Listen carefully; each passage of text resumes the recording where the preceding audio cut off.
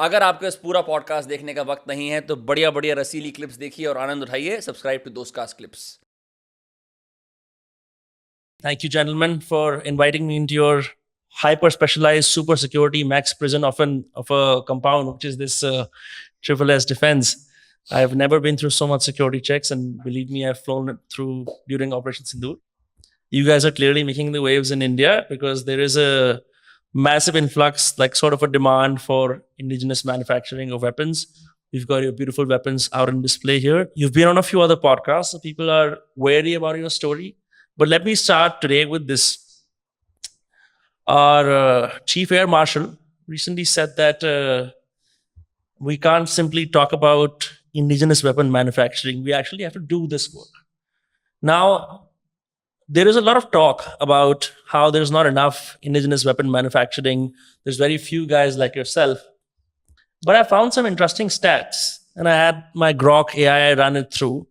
I said, like, what are the weapons that the Indian Army uses? Give me a rough estimate, not by production volume, not by criticality, but by simply the number of weapons.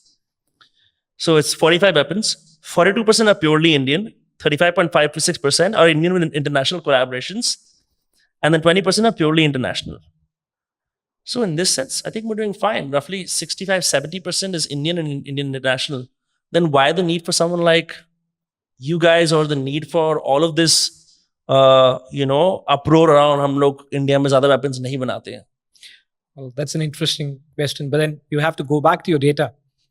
And what you will realize is that a big majority of what you will see in there is indigenously manufactured weapons are the INSAS rifles, chambered for the 5.56 by 45. It's an odd round, very specific INSAS round. And these entered service possibly about 20 years back, right?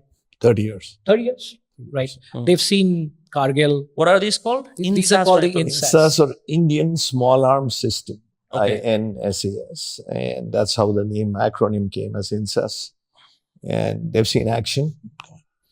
They've seen action, no doubt about this.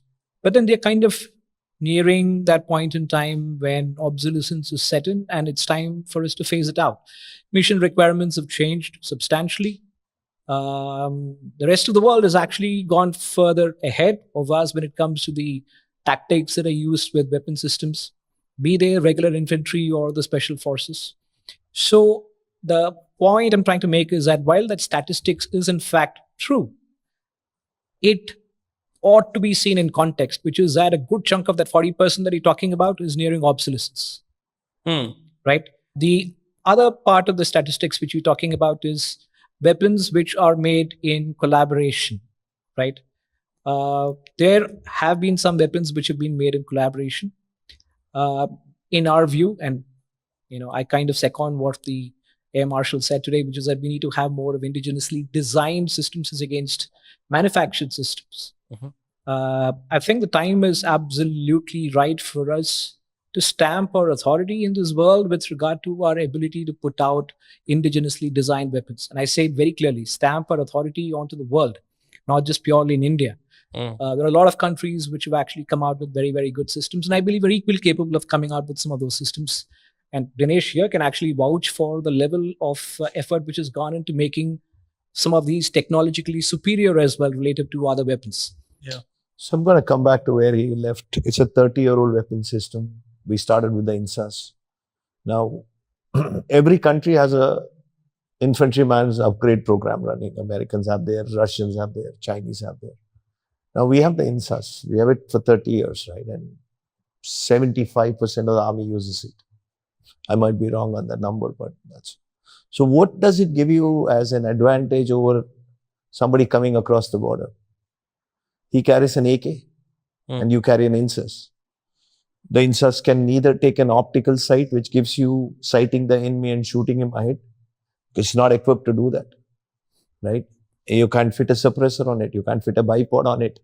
It kind of puts you at a weaker point than the guys, the jihadi kind of guys, or the untrained, or the Because irregular. the AK is very modifiable? No, AKs, more than the AKs, they come with the M4s from Afghanistan now, kitted with American kits on it.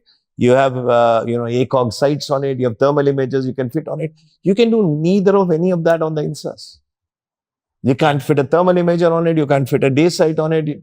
You cannot do anything. So you are going against an irregular, what do you call it? An irregular enemy, whatever you call him, who's kitted better than the Indian forces. Only the special forces kitted better than the guy coming across. But in general terms, if you look at it, from their slings to their optics to their suppressing fire, taking the target, sighting it earlier, you have nothing on the weapon. So you're actually at a disadvantage when you go against the irregular soldiers or irregular infantry coming across for us.